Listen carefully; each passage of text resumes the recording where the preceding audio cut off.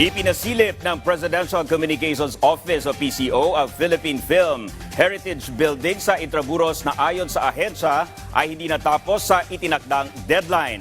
Ayon kay Palace Press Officer Undersecretary Claire Castro, ngayong araw nakatakda matapos ang proyekto pero marami pa sa bahagi ng gusali ang hindi natatapos.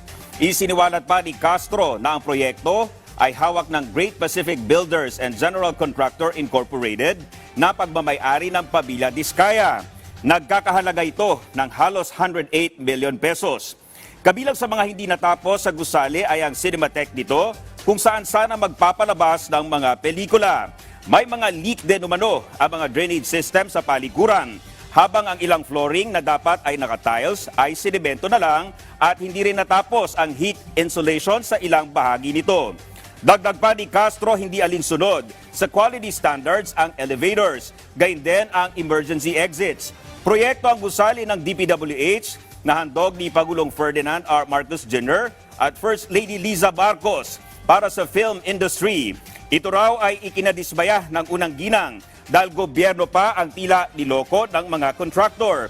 Hindi pa sa kanila nakikipag-ugnayan ngayon ang Great Pacific Builders and General Contractor Incorporated. Pag-aaralan na sa ngayon ng pamahalaan ang magiging sunod na hakbang nito kaugnay sa issue, kabilang ang pag-iimbestiga kung may naganap na sabwatan sa DPWH at sa kontraktor nito. Sinusubukan pa ng PTV na kunan ng panig ang mga diskaya ukol dito.